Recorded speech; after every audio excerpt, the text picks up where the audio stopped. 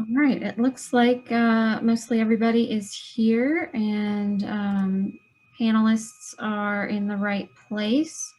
If you are a STRAC member who somehow ended up in the attendee list, just raise your hand and I'll move you over so that you have speaking privileges.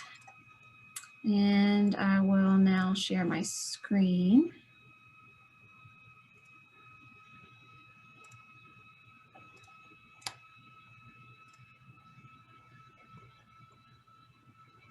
Welcome everybody to the February 9th STRAC meeting. Can you all see the slideshow? Sure can. Alrighty. Good news. Okay, great. Well, welcome back everybody. Happy 2021. Hope you all got some nice time off between this meeting and the last. As always, there will be time at the end for public comment. So if you're in the attendee list and you want to give a public comment at the end, then there's two ways you can sign up to do that. The first is by using the raise hand feature on Zoom. You can do that at any time during the meeting and just leave it up to indicate that you'd like to make a public comment. If you change your mind, you can take it down, but that's one way. The other way is if you're calling in and you don't have that Zoom hand raise feature, just email me at erica.rogers@denvergov.org, that email there on the screen. And I'll check that right before we head into public comment to make sure that we get anyone who might be calling in.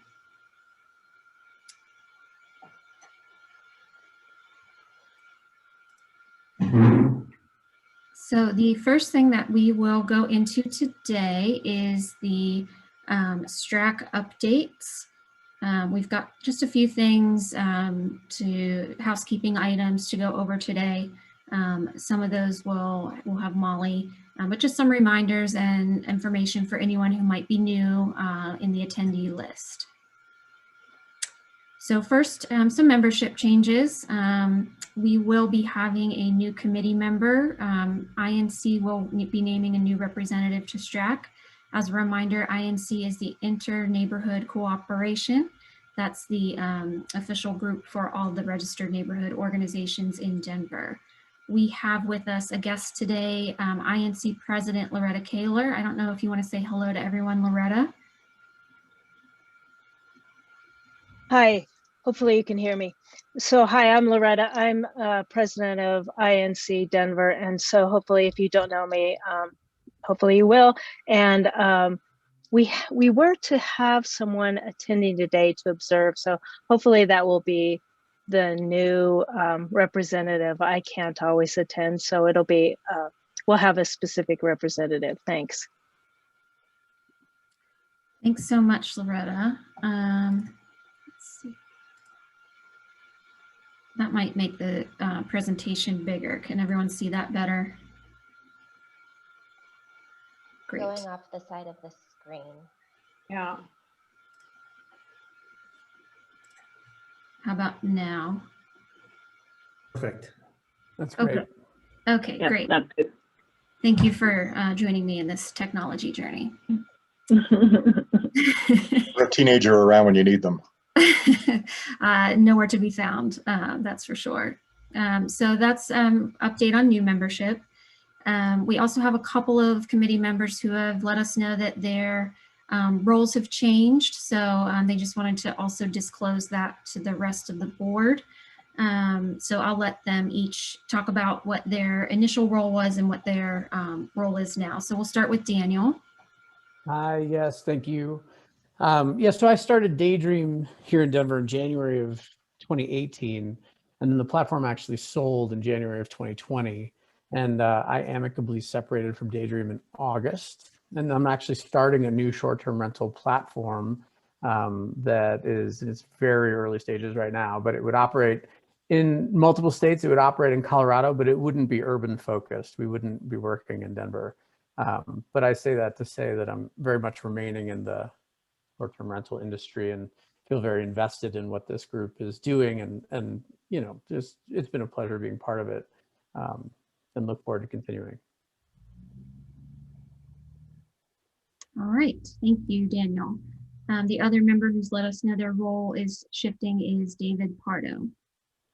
Hey everyone. So most of you know me. I was a full-time property manager for a while, but as of sometime during COVID, that really the workload decreased for a whole bunch of reasons. And as of 3-ish weeks ago, I now work for one of the local development companies on projects that are primarily not inside of the city of Denver in the hospitality world.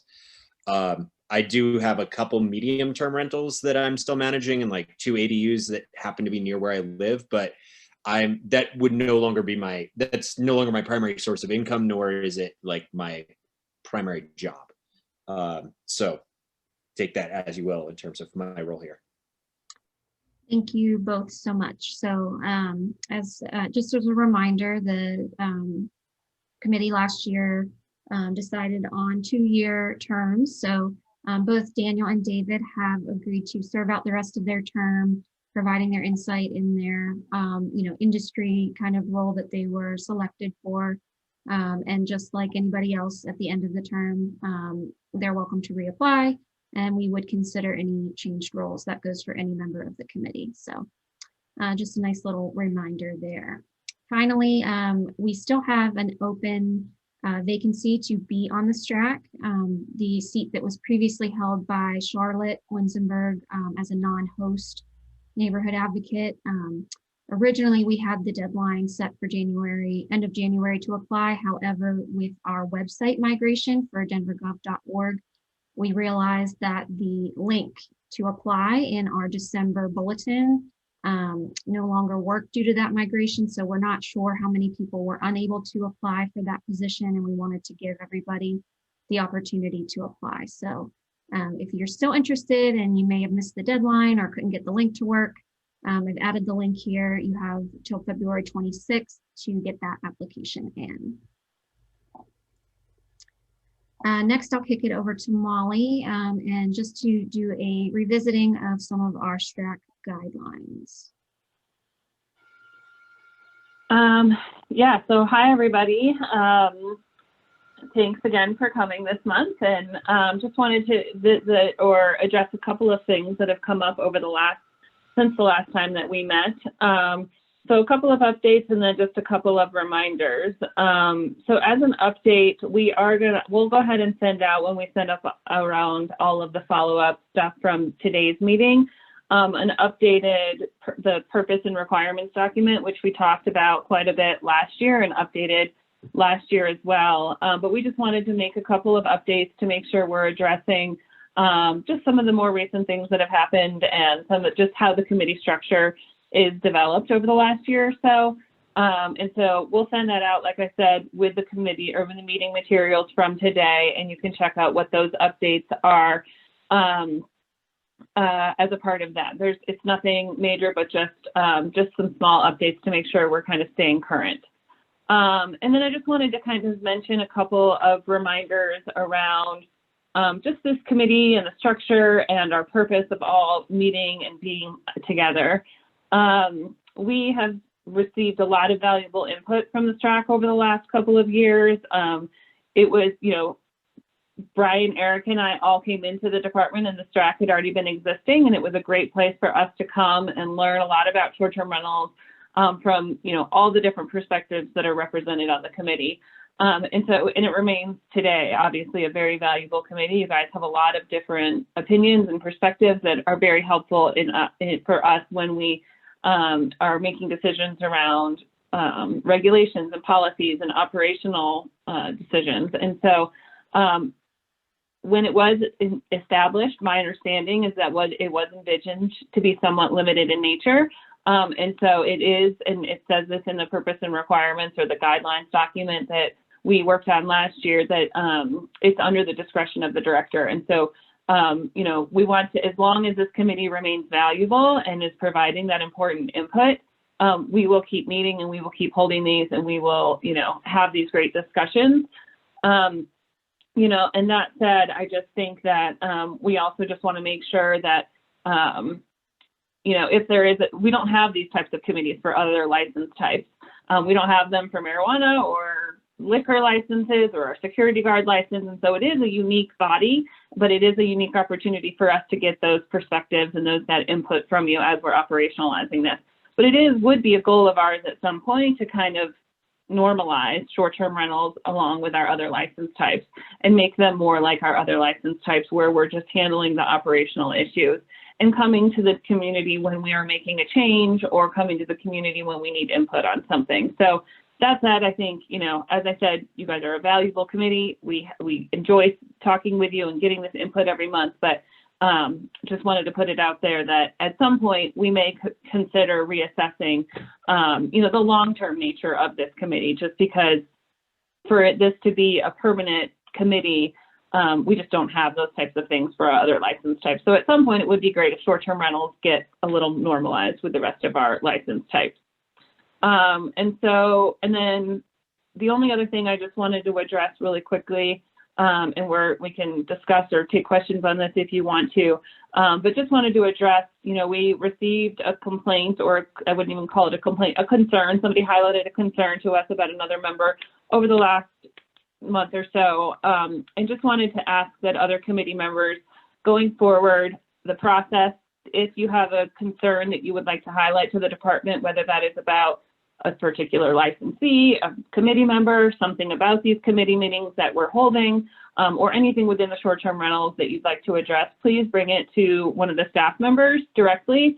And if it's something that we need to bring to the entire committee, we'll make that decision and we'll include it in the agenda. But in order for us to make that decision around what types of things come to the whole committee, we would just ask that you come directly to one of the staff members, Erica, Brian, myself, Alex, Ashley, if you feel like it rises to that level. And we're happy to address it and talk about it with you, but just ask that you talk to us about it first if you can. What we want is for these conversations to remain valuable and productive and to create as little disruption to the group as we can. And so that's the reason why we'd like to ask that. So, all right. That's all I have. Okay, thank you, Molly. Mhm.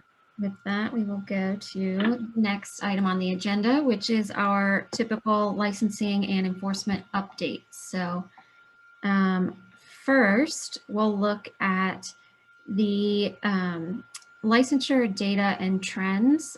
Typically, we look at this data, for a sliced in time period during these meetings. We look at usually the previous year to year and a half. And I wanted to take this opportunity while we're between vendor contracts for our compliance software to look at the big picture and to look at where we've been, looking at almost 4 years of data when it comes to the number of unique properties that are being listed in Denver as short-term rentals, the number of short-term rental licenses that are active at any given time, and then using those two figures, the compliance or licensing rate that we've seen from start to the end of last year. Anyone who is interested in graphs can tell that this graph here tells a little bit of a story, right? So you can see that at the beginning of our licensing scheme, December 2016, we could identify a lot of units being advertised as short-term rentals.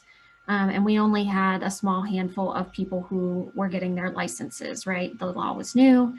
They were learning about the licensing requirement. And so our licensure rate was pretty low when we started. That's to be expected. Over the first 6 months of the program, we saw an increase in our licensure rate as we were licensing more and more of those properties that we were able to identify.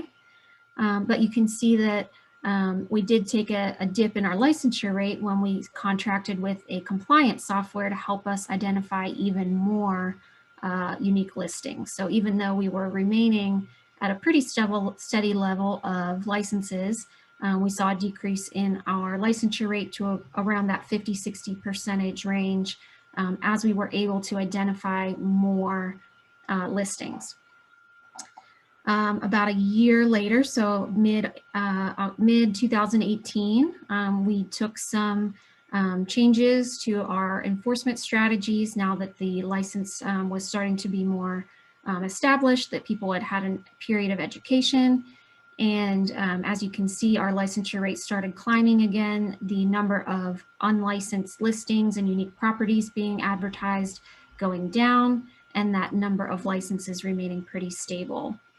We hung out in that compliance range for about a year and a half, and really kept that pace pretty consistent until, you know, spring of last year, when we saw a few things happen. Obviously, due to COVID, we saw a decrease in our number of unique properties, a slight decrease in the number of active licenses, though not as drastic as the reduction in the number of properties being advertised, and that all leading to a very high licensure and compliance rate. So what's interesting about this, and I thought it would be a nice time to talk about as we talk about our goals for the year, you know, the data and the trends have informed the conversations here. They've informed the decisions that the department has made, especially when addressing that licensure rate. You know, some of those big decisions included the decision to contract with a vendor to help us with our compliance, the launch of new enforcement tools like the primary residence affidavit, and even last year, our, you know, decisions to pursue legislative changes to ensure that we can not just maintain our high licensure rate, but also that we continue to be a model nationwide for successful regulation of this new industry. So congrats team, that's the story there. Oh, Michael, do you have a comment?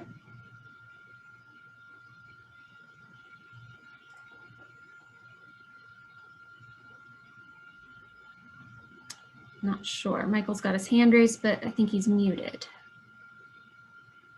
I'm here. Sorry about that. I was asking my question on mute. That's embarrassing. I know historically, Denver has been one of the top, if not the top city in the country when it comes to licensure rates. And I'm just wondering, it looks like that rate has gone up even further since the last time we had checked in. And I'm curious, do you still track other cities in the country to see what their licensure rates are?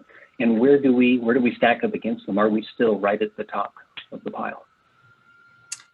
I'll ask Brian if he has any additional intel, but I know that not all cities track their licensure rates like we do. But some of the info that we've gotten in conversations with them are, you know, their enforcement agency's estimate.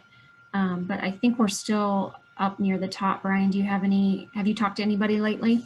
I haven't talked to anybody lately, but I would still say this, as I've said for a long time, cities don't know what they don't know. So we take a hard look at ourselves and try and judge ourselves fairly. So for me, and I've said this privately with some of the members of the STRAC, that number would probably be even higher if we didn't count like those dead ads against ourselves and some other things. So it'll be interesting since February 1st, when the new law took place, to be able to compare ourselves against other cities that have kind of taken the same steps, you know, in LA and New York and Boston, and see if that was the right step and we're doing the right thing and we're on the right track, and that they are also.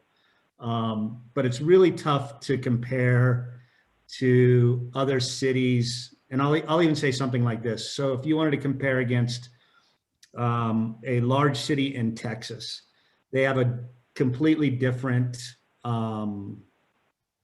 compliance software, and they might not define things the same way we do. So it's just a really tough question to ask unless we shared all of our numbers across the board. It's so nuanced in what everything means and how you count it, that's a tough one. But I would still say we are at the top, and with February 1st and our new ordinance, I wouldn't be surprised if we were the top kind of metropolitan area in the country. That would be my hope. It sounds like an apples to apples comparison is difficult, Brian. It That's is. fair to It's say. different software companies. It's the way you count it. It's different, different rules, different, zoning stuff. I mean, there's 20 different kind of things you could put on a number to see if you're in compliance. And it just, for what it's worth, it looks like the line's going in the right direction. So kudos to excise and license on that. Thank you. Michael, I think Carrie has a comment too. Mentioned still that we are in between contracts in terms of working with that third-party vendor. Can you just give us a quick update on where we are in that process? Thanks. I don't believe we can, but we should have some news shortly, if that helps, like in the next couple of days or weeks, hopefully days. I don't think I can say anything more about that. What we can say is that it looks like we'll have the new vendor in time to have the data for April. Definitely. Great.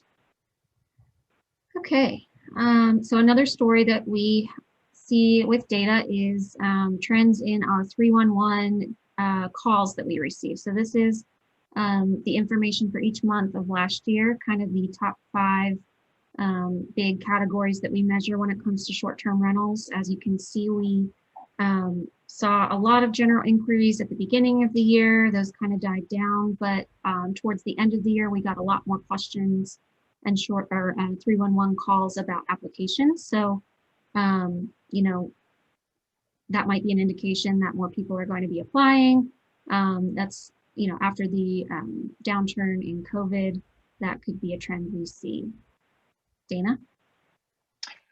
Hey, so question, application, does that mean also, or does that also encompass renewals of licenses? I know that the number of people within the hosting community that I'm a founding member of have expressed that it's taken quite a long time to get responses on some renewals. And so I'm wondering if that red bar is just new applications, if we have that many new people getting into the market, or if it's a good amount of renewal inquiries.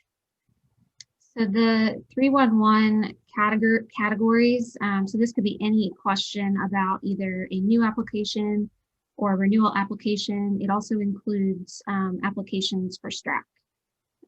So there's those as well, but it could be any question that's related to a new or renewal, whether that's somebody who has submitted an application or somebody who is going to submit an application. Pretty much anything that asks about the application requirements is in that bucket. Thanks. Mm-hmm. So that's kind of the month by month breakdown. As you can see, we didn't have a lot of questions about administrative citations or notices of violation throughout the year.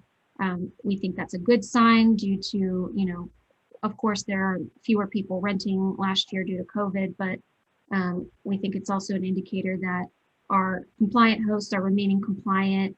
If they have an issue, it's resolved responsibly and quickly, and that's information we like to see. Here's a comparison just for volume to get an idea. The blue bar is 2019, the number of calls we received in each of the categories. 2020 is in green, and then January of 2021 to date is in that orange. So as you can see, we're getting a lot more questions about applications and renewals. This could be for any number of reasons. It could indicate, it could be partially due to what Dana was talking about with questions about renewals. It could also be an indicator that after letting their short-term rental expire or not using it for a while last year, people are looking to reapply or get back into the industry. So just an idea of how we're measuring, again, that administrative citation or notice of violation. The difference between 2019, when we were doing a lot of those efforts compared to last year, and then this year so far, that's a good indicator that our hosts are remaining compliant and We're not having to contact them as much. They're not contacting us as much with questions. The process is becoming standard and people are aware of and following the rules. So that's great. Another place you can see that trend is in the property complaints bucket. We didn't see as many last year, and we're on pace to see fewer this year. Is half of this missing for other people? Yes. Well, I don't know what that is about. I apologize. If you have questions about this slide that you received, please just let me know. Daniel, you've got a question. I was going to make a joke about that slide, but I'm not going to do that. Can we go back 2 slides real quick? Just as a thought for the future. Yeah, I mean, I think what would be really helpful is forward 1 from here. But this idea of complaints being down and that there's better host adherence to regulation. I'd love to read that into this. What would be really helpful and I think really compelling is number of people calling with complaints relative to the number of bookings or total nights stayed or something like that. So you really understand how the complaints are trending proportional to the amount of activity. And Daniel, you might know more than all of us, but number of bookings would have to come from the platforms or kind of that AI program from AirDNA, correct? Mm-hmm.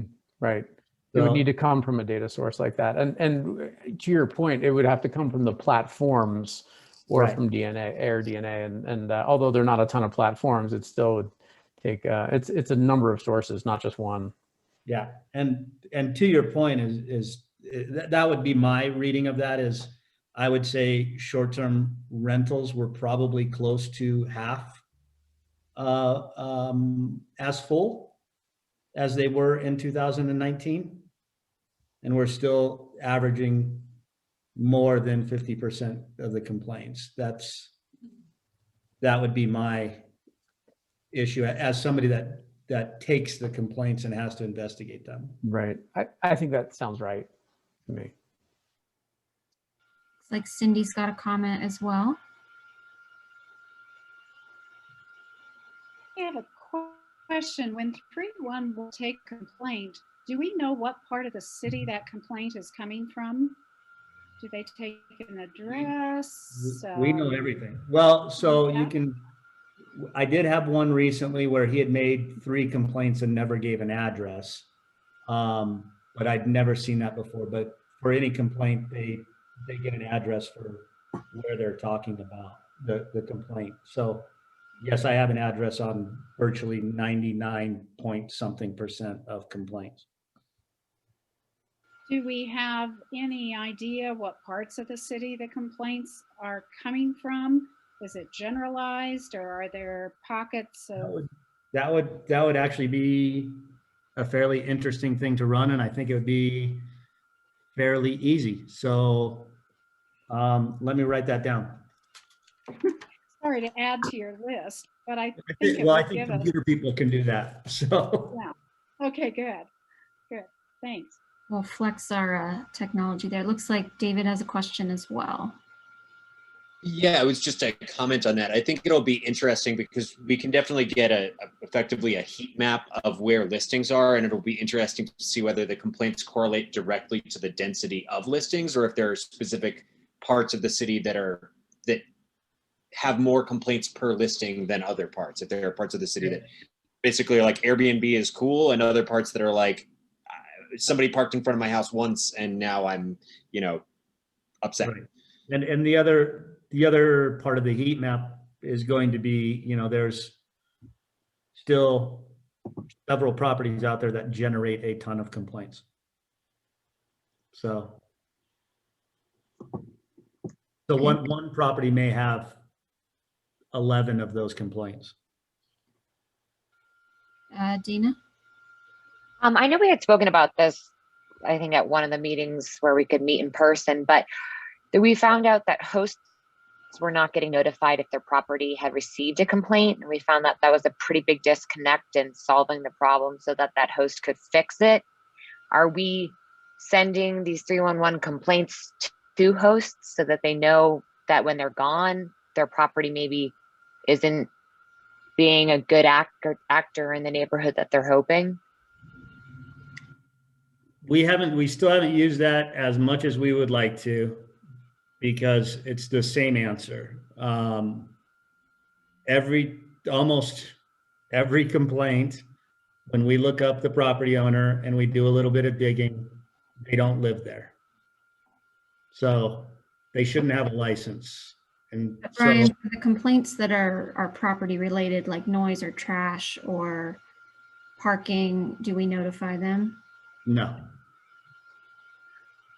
Doesn't this seem like it's a big problem though, in the way of like, if we're not helping the person that's calling 311, we're spending city resources on investigating that host because there's a belief that they don't live there. If they're renting their place while they're not there, they're not there at that time that the guest is there. And I just see this being like, I feel bad for a neighbor that's living next to a place that's not getting the problem solved.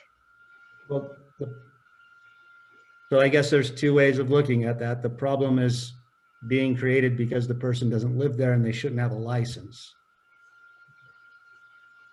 But that's an assumption though, that should be proven. If it's going to be assumed, it just doesn't seem like a reasonable, I don't know, if we could find a way to get the license holder in the loop. Mm-hmm. There's a lot of assumptions that all complaints are for illegal falsified primary residence license holders. And I think that for us to assume that, a little bit. I just feel like it's a concerning assumption to say that complaints should not be sent to a host because most of them are probably illegally falsifying their primary residence. I feel like that's a connection that we kind of identified being like a telephone that no one's on the other end of, like these poor neighbors that aren't getting their addressed concerns to the host. We do a lot of research first. So we find their other house in Lakewood, and then we look at the rental records. We look at everything. We look at their house is open 365 days a year. We don't make an assumption. We make a very educated guess at this point. And So, then yeah, do you maybe wait till their license is renewed to then send them an affidavit and have that neighbor sit there upset? It depends on where it is in the process. So if it would take 6 months to revoke the license, but they get renewed in 4 months, then yes, we wait. That seems like really unfortunate to the good actors in the hosting community that want to be responsible and don't want to be a disruption to the neighborhood, to not have that go to that license holder. I don't know if that's something we can look into. Like I would love to personally take that on. I want to clarify something about our process. If there is a complaint that is not primary residence related, we do notify the licensee. So I want to make that clear. If it is a complaint that is not related to primary residence, we do notify the licensee. So it's only when there are strong suspicions that it's not primary residence having a license is when they might not receive that notification. So I just want to make sure that's clear. I was wrong about that, Dana. I'm sorry. I'm being corrected by my STR person. Also, I just want to add too that because of that, we have the process in place so that if we receive a complaint, we can notify the licensee that they've received a complaint. If we look into that complaint and we then initiate a primary residence investigation, that goes down a different path, but we do have the process in place to be able to notify the licensee if they have received a complaint. All that is just to say it's a very manual process. So we appreciate your offer to help solve the issue, Dana, but it's a very manual process and just takes resources and time, right? And so that's part of the challenge as well, and is part of the reason why this number for us, while 450 complaints might not seem like a lot in relation to however many bookings might have occurred in Denver throughout 2019, it's 400 complaints we look into manually, each individual one, and that, and then the 500 inquiries and questions. And so it's more of a workload statistic as well. Do they get an email? Somebody had said, is it an email notification that they have had a complaint against them? What's the notification process? They have It to is an pull email. Alex into It is that an conversation. email. Yeah. They do receive an email. It's a standardized email. You know, the details get filled in. So everyone gets the same format, just filled in with the details from the complaint. And it tells them exactly what the complaint was filed for. It's not vague to say someone has complained against you, guess what it was. It provides the information so that they can fix it. What's the turnaround time for that sort of thing? Turnaround time. Let me ask Alex.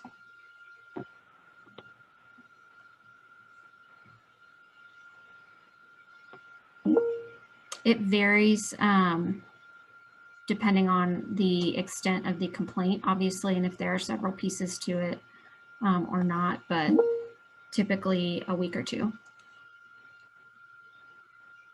So, Cindy, do you have a comment?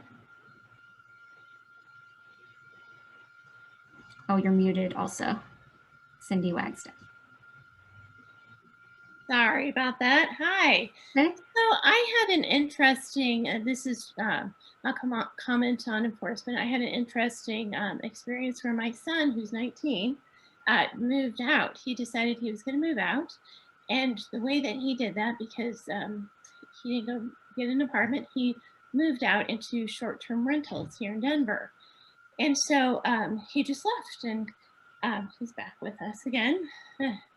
But he went to a few different places here in Denver, and it was very interesting. I said, you know, what's happening? You know, are you living with a family?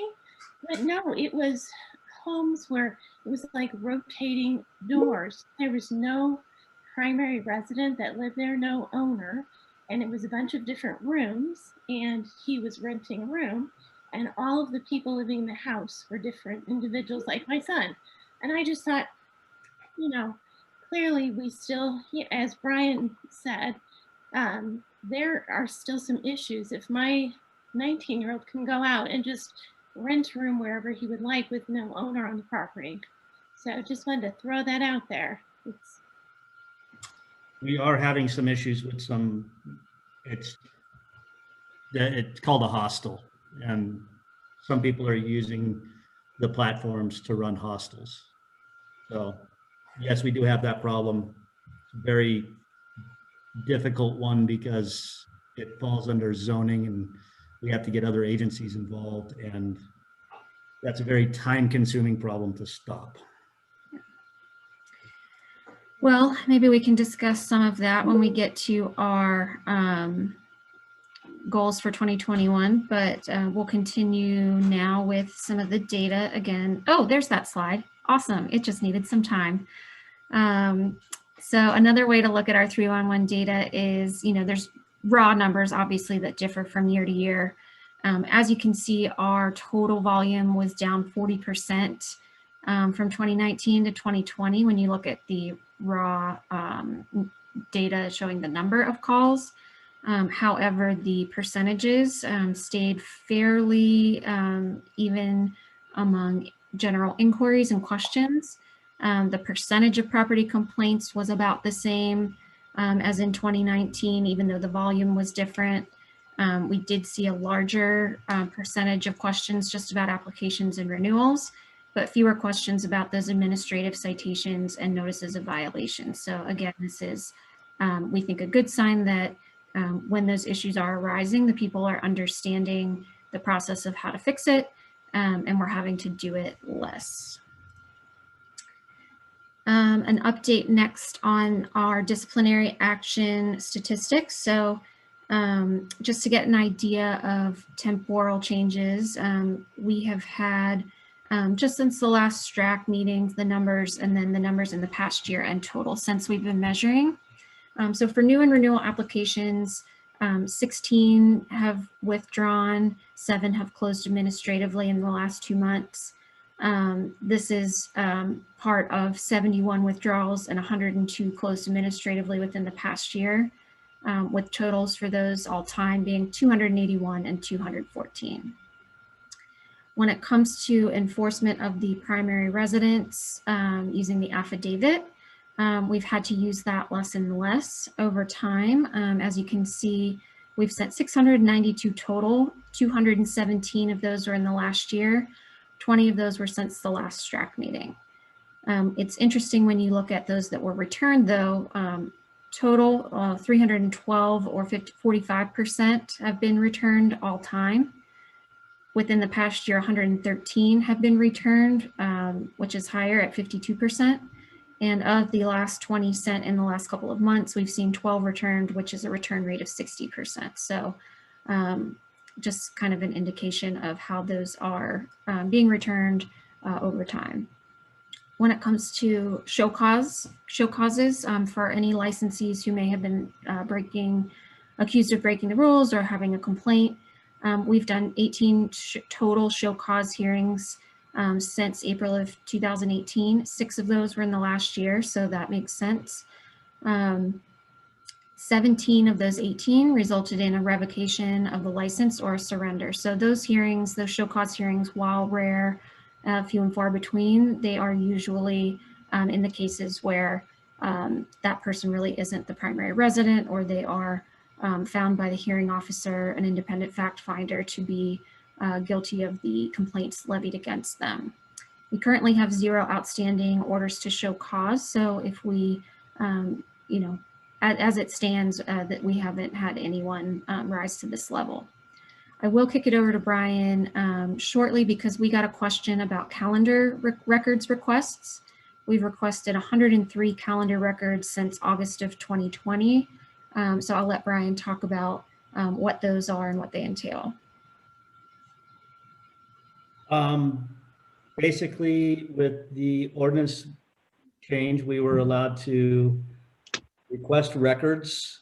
Obviously, we can't see from the Airbnb ads or anything like that how many stays have actually happened or how many days it was available. So that's what we're looking to see in a records request. And that goes directly towards the factors that we use to determine primary residency.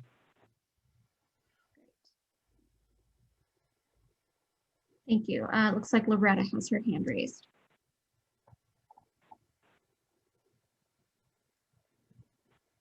Sorry, I got to get this on mute. All right.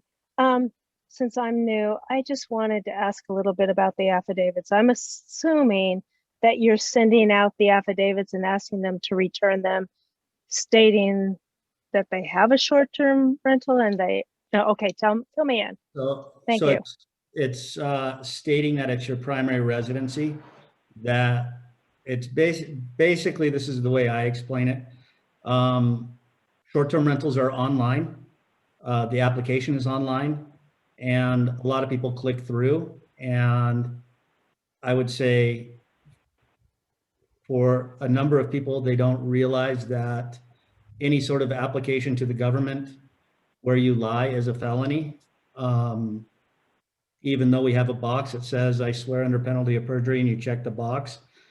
So what we do when we have our strong suspicion that you don't live there is we send a primary residence affidavit, and it explains it all. It explains that this is primary residence, that you are claiming this is your primary residence, and you're doing it under oath with an affidavit, which if you are lying is a felony. And it just explains that portion of it. So it's, to me, I like to say we're putting everybody on a equal playing ground, that if you're lying about this, that there is a chance that you could be prosecuted criminally. Okay, so then my follow-up question is that you'll follow up on the affidavit just to make sure, and then the next step is? We do our best. So, okay. So then it can take 2 separate paths. You've got your application, which we will investigate and see if we can prove that you don't live there. if we get to a certain point where it's obvious that you don't live there, we can refer it over to the Denver Police Department. They will conduct their own investigation about where you live. And if they decide to prosecute or to arrest for lying on an affidavit or lying on an application, then they can make that decision in consultation with the district attorney's office. Right, right. Okay, great. Thank you. Sorry to take the time. No worries, thank you. Dana, did you have a question, or was that from the previous members? Yeah, I had a question for clarification. Brian, I know you had said something about the new language referencing the ability to ask for somebody's calendar, and I'm curious, you know, I know the platforms are not able to provide guest names because that's crossing some level of privacy that I don't have the proper definition for. But does it say in the ordinance specifically that excise or the city can ask you for all of the guest names that stay at your house? I don't think it says anything specific about the records that we can request. It says we can request records, and I can look it up, that I want to say that the director deems reasonable to make a determination. I just know that that was something that was brought up a couple times in our meetings about having the exact names of the guests that booked their property be out there as a level of, you know, the individual's privacy about, you know, being able to stay at a property. And I believe I've seen a couple that come from a platform that have names on it, but I may be wrong. I don't believe we ask for names. We have asked for names. Oh, we have. Yeah, we have. So let me see if I can find that code really fast so we're not wasting everybody's time. All right, well, let's keep moving through the slides because we still have a lot to get through, and we can circle back to that when you find it, Brian, okay? Okay. Some other information that we started tracking last year was the number of new and renewal applications. And so our wonderful data analyst, Kim, put these in a chart so that you could see 2019 is in gray, 2020 is in blue, and 2021 to date is in orange. These are new applications that we've received month by month.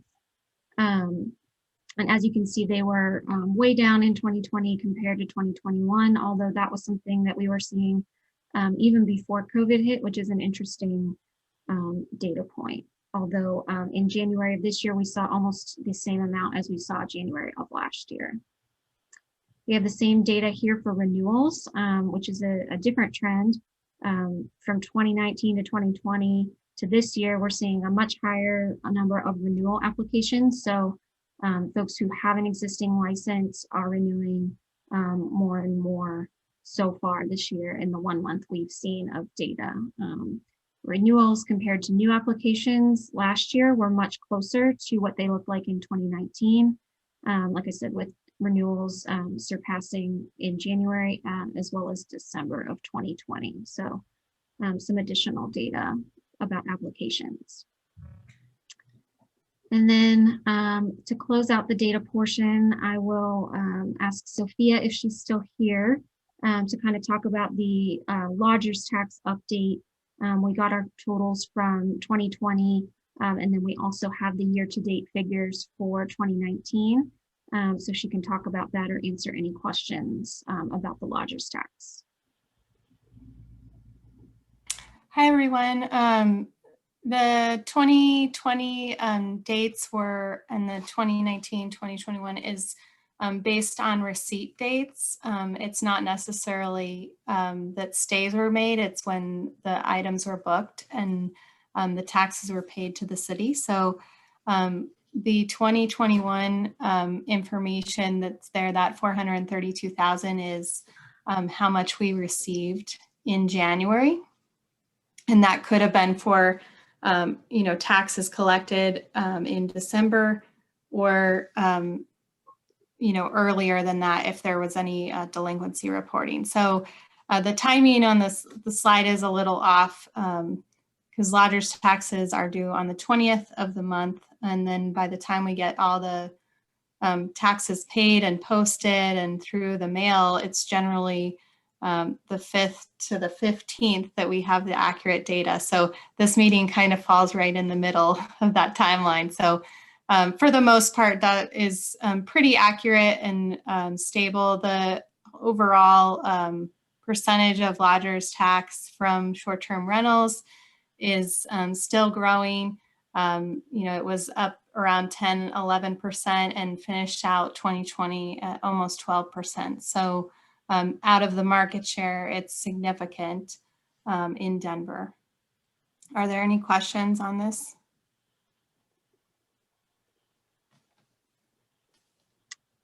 I will attribute that to your great presentation, Sophia. Thanks for explaining what the limitations are of the date of reporting. Okay, another thing that we are seeing is that number of active short-term rental licenses as compared with the number of active lodgers accounts.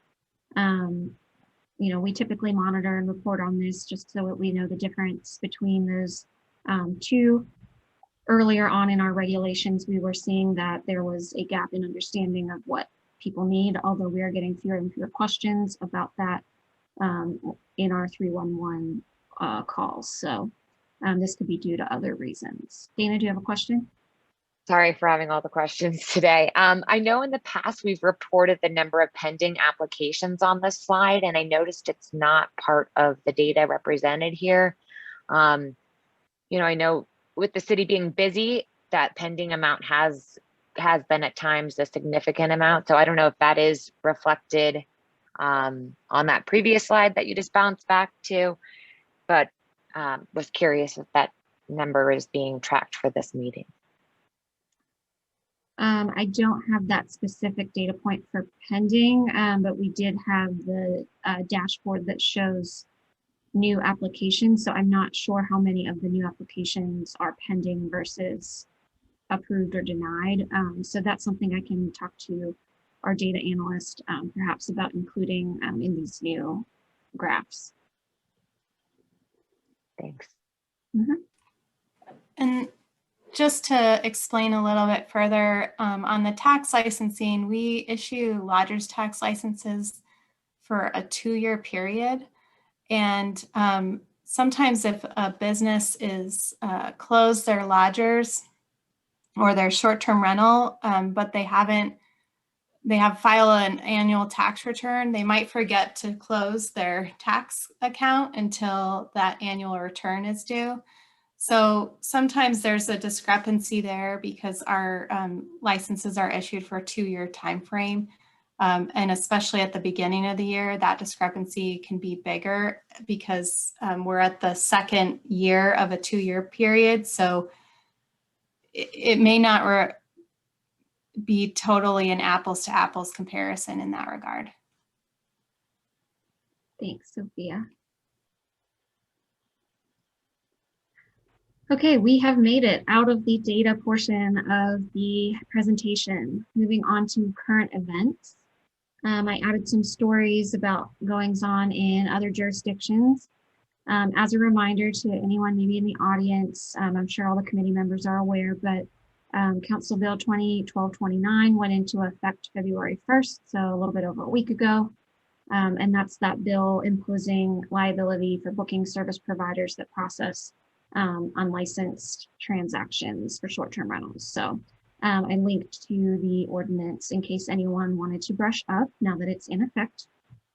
Some other happenings, Atlanta is currently debating. They are years behind us.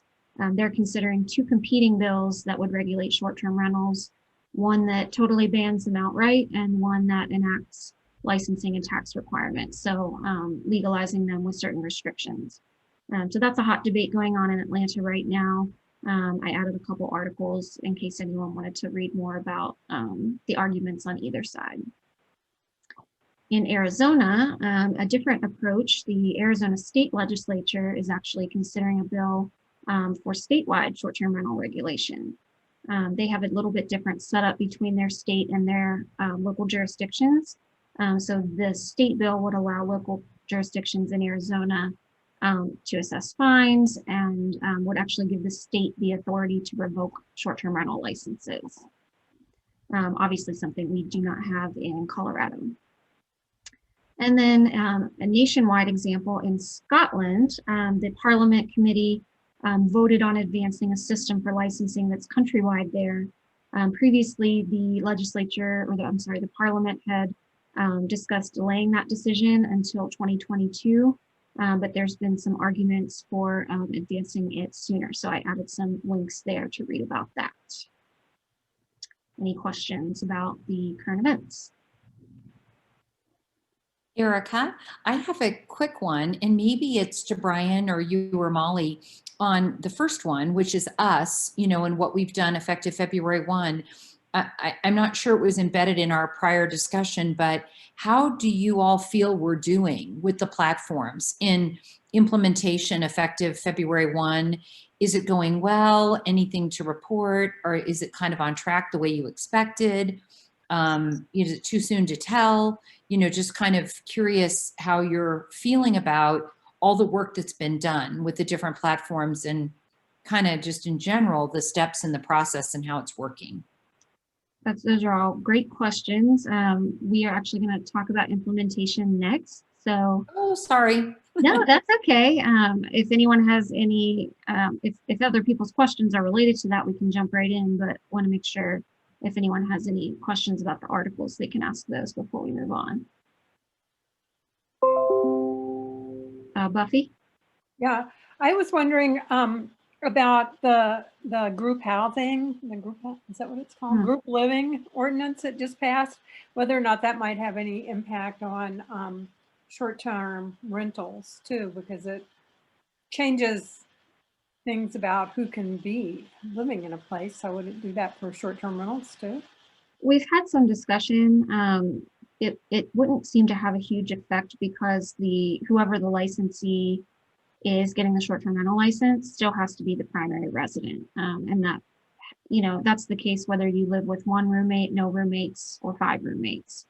And so it's, we don't see it having a big effect on short-term rentals, although we are certainly happy to monitor that situation and see if we're hearing any kind of feedback from folks or if we're getting any data that indicate that is having an effect.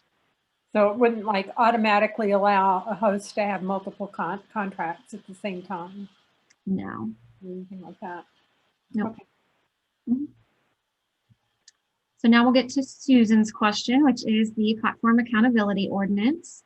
As a reminder, it went into effect and it does a few things. Defines and regulates booking service providers. It creates those penalties for the processing of illegal transactions.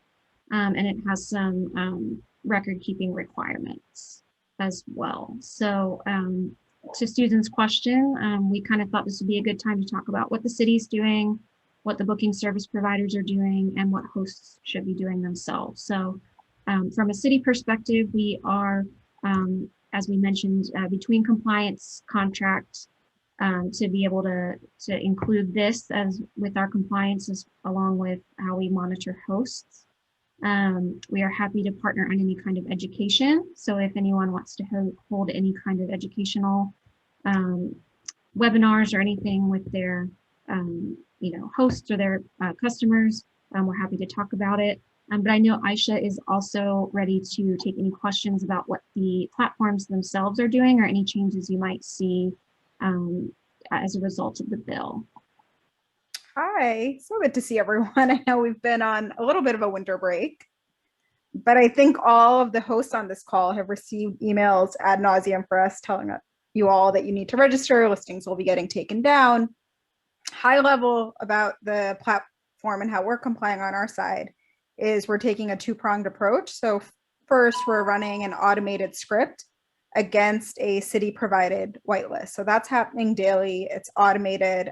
Only numbers that appear on the city's whitelist ultimately make it onto the platform. So there were a few phases of implementation. The first phase was requiring all hosts to put in a license number, otherwise their listing would have been taken down on February 1st.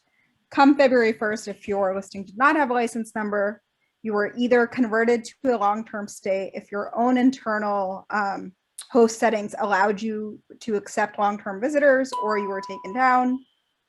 Second,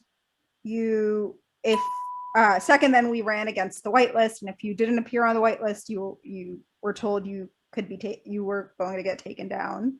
If you have a pending renewal with the city, you can still continue to operate, but if you have a brand new license that's pending with the city, we're going to wait for you to appear on that whitelist. And then third, if we saw any glitches just at face value, so we saw a duplicate license number being used by multiple listings, we're doing an additional manual check on that. So it's an ongoing process. We're talking tax license licensing. I think Brian and I talk almost daily now. So we're kind of building this plane as we're flying it, but we're collaborating pretty closely and looking forward to that continued partnership. Awesome. Thank you, Aisha. We appreciate that partnership, and as I mentioned, are happy to help educate anybody who might be under the new ordinance. So that brings us to the last question, which is, what should hosts be doing? The main thing is stuff that you are used to hearing from us. Make sure that your license number is on your advertisement, no matter which platform that you're using. And the new bill creates 2 record keeping requirements. And that is that the short-term rental host has to keep the total number of nights that the rental was rented to a guest, and then the dates that it was rented by a guest. So those are the 2 required by ordinance. Most hosts that we talk to are already keeping this information for their own tax purposes or their own records. Many have more intricate records than that, but that's the bare minimum. So make sure you're keeping those.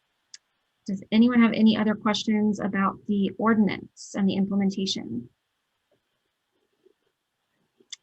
David and Michael. I was just wondering if we had a count on how many listings either were taken down on February 1st, on Airbnb, obviously we don't have data for any other platforms, and how many were converted by the system from short-term rentals to medium-term rentals? Really good question. My answer there is, as you all know, we recently went public a few months ago, and so there are really strict federal guidelines around information we publicly can't share at this time. That's listing specific. And so at this moment, there isn't information we can publicly share, but I anticipate that's going to change by the time the April meeting comes around. Cool. Also, thank you for the IPO. That was great for us. Of course. Yeah.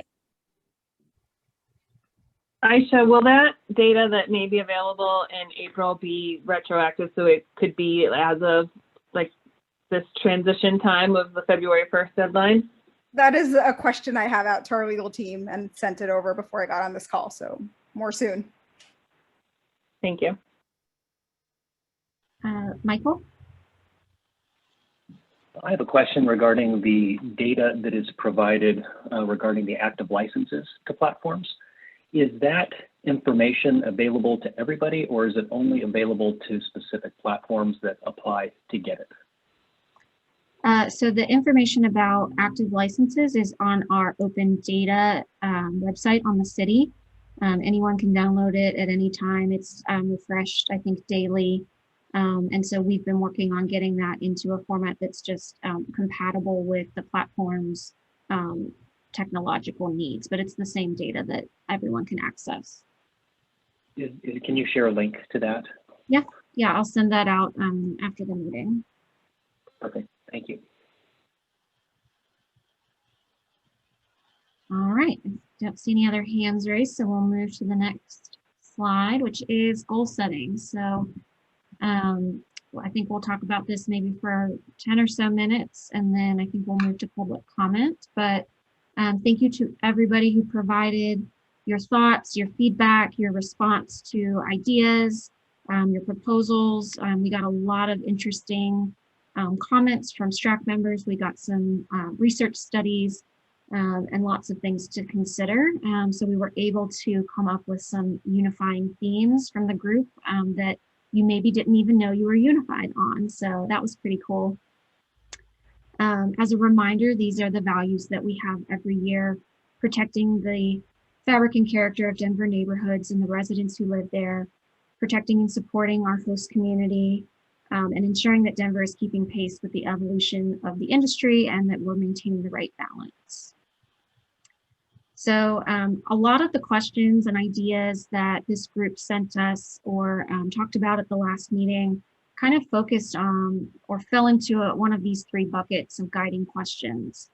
And so whatever the question was or whatever the specific suggestion or concern was, we kept seeing these three themes over and over again. One is, how will the 2020 ordinance updates influence our short-term rental compliance rate, licensure trends, and general enforcement of the program? That was one bucket.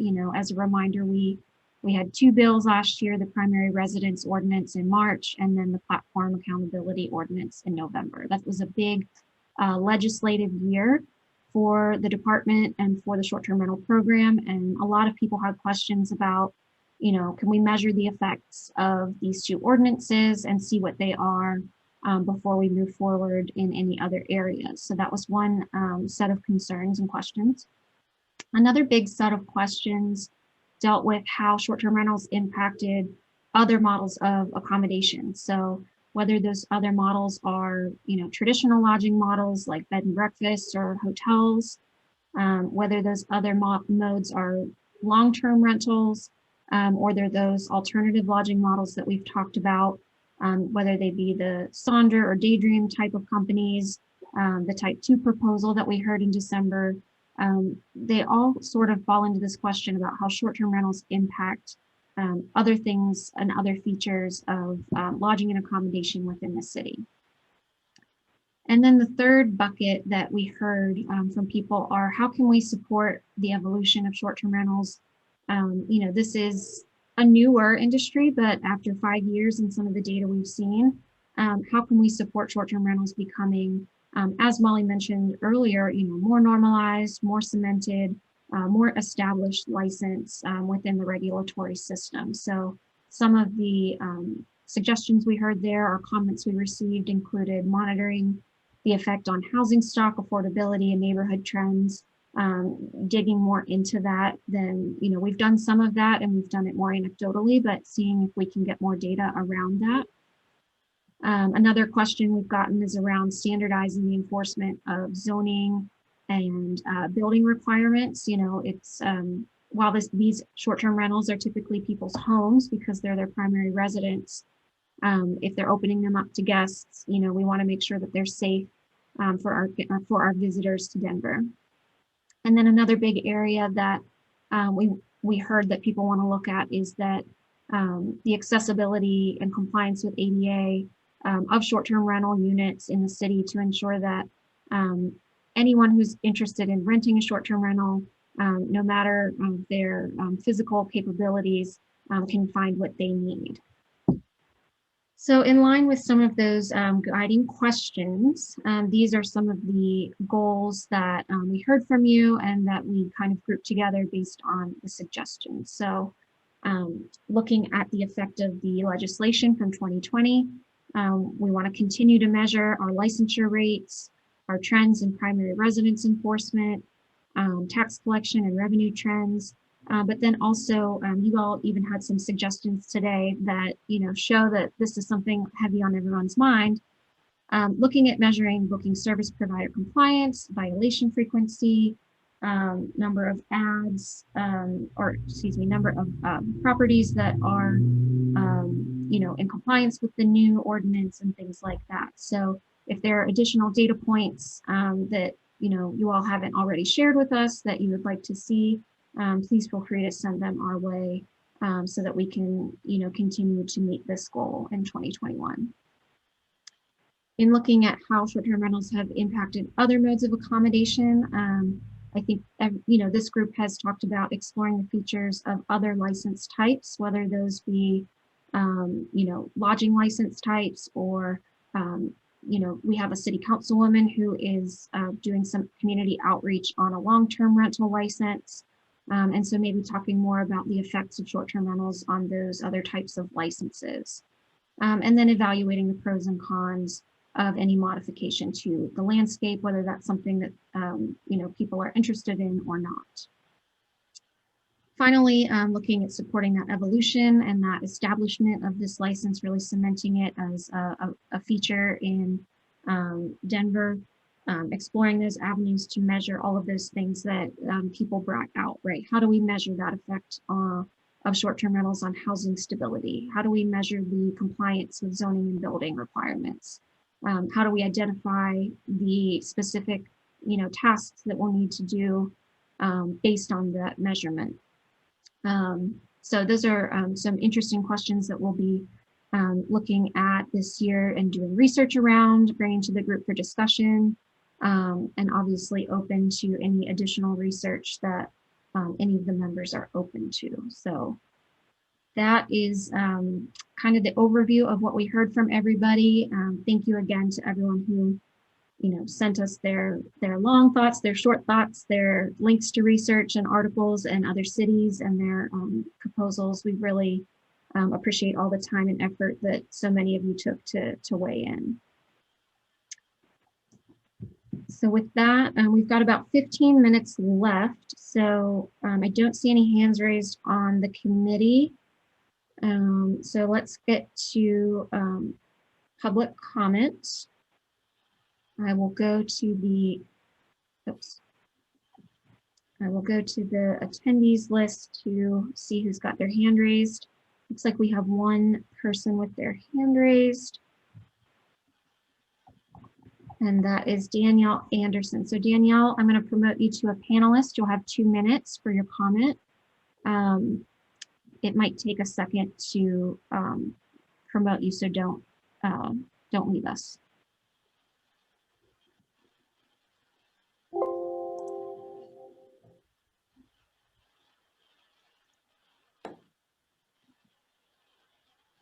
Hi, this is Danielle Anderson, and I am a host. And I just wanted to clarify on the short-term rental language. When I pulled up the ordinance and we were talking about it, it says each short-term rental licensee shall maintain the following records for the past year: total number of nights the short-term rental was rented to a guest, and the dates in which the short-term rental was rented by a guest. So the fact that names have been requested is concerning to me, because as a host, I would feel very uncomfortable providing that information. And then I also believe that, I can provide that in any fashion that I want to, versus specific, if I'm keeping a record different than a different host, I feel like if I just have a spreadsheet, I'd like clarification if that is what is acceptable. So I think if that can be addressed the next meeting, that would be great. And then I know I emailed you earlier, Erica, and you're making these presentations public. So just next, hopefully we have that website next time on where we can go to look at what has been said in previous meetings in the next few months. Thanks. All right. Thank you, Danielle. Do we have any other attendees who would like to provide a public comment? I've not received any emails from call-in listeners, so I think that is the extent of our public comment this evening. We have about 10 more minutes left. Do any of the STRAC members have anything they want to add to the end of the conversation? David. Yeah, so this plays into a few different things. With my new job doing development related things within hospitality, I've sort of been able to watch some trends that are happening. And and also having been part of the 7-hour city council meeting that happened last night, there's some things that I'm definitely watching within the larger hospitality space that I think will be worth discussing as we move forward, particularly pertaining to, the needs of people who are traveling, whether it's to Denver or with my project in Winter Park. just what people are looking for and what people are not looking for, versus what people wanted. There are trends that I've just watched over the course of, I think it's been almost 7 years now that I've done Airbnb. When I started, it was literally people like who were my age at the time, that was like 24, sleeping on my couch in my living room, in the place that I definitely lived 100% of the time. And now the number of guests who are open to even being in a home that has family photos in it, it has decreased significantly. People, you know, at the time, people were fine with literally sitting down to the dinner table with me. And well, I think that still exists. The short-term rental market has really, really changed over the course of the last half decade plus, towards a more commercialized market, which I think a lot of us in the short-term rental community have responded to, but that the city laws have not really responded to. That doesn't mean that I think that everybody should be able to do whatever they want with any property in the city as long as they pay the entry fee per se. But I think that there is some, it is an important thing for us to discuss, is how do we as a city that's watched the share of revenue coming in for, you know, temporary accommodations move from whatever percent it was before to 7.5 to 10 to 12 to, at least for the last month's, you know, 16+%. While at the same time watching the number of accommodations drop, in part because of COVID, which is, you know, fairly obvious. There's just been this massive drop nationwide in travel, but, you know, we won't be able to respond very quickly to, you know, what happens when everybody's been vaccinated, when 6 months from now, 12 months from now, 18 months from now, or 16 months from now, when we get to summer 2022, and in my mind, things are pretty close to where they were in 2019. If we don't have the places to put people, you know, what are we going to do? With my ADUs that I manage, they are both booked out for the next, with short-term stays. They're licensed, everything's perfectly fine. The owners are in the house in front all the time. They're both booked out for the next 2.5 months. We don't have a single open night at either of them, and we're not pricing them particularly low. There is a huge demand that's just not being met, because we don't have enough listings. And I think that's just important to look at that broader ecosystem, which was mentioned, but I think that's paramount really, to Denver being able to continue to be the destination it's been. And that's really all I've got to say. Okay. Thank you, David. Anyone else on the committee have anything they'd like to add? All right. Well, in that case, I will close the meeting, and with just a reminder that if you have any comments that you'd like to share with the committee, you can always email those to licenses@denvergov.org. And if anyone out there has enjoyed watching and wants to apply for that open spot on the STRAC, you can find that application on our website, and you'll also submit that to licenses@denvergov.org. The deadline is February 26th. Otherwise, everyone have a great evening, and I look forward to seeing you next time. Thanks, Erica. And Thanks, Erica. Thank you. Thank you.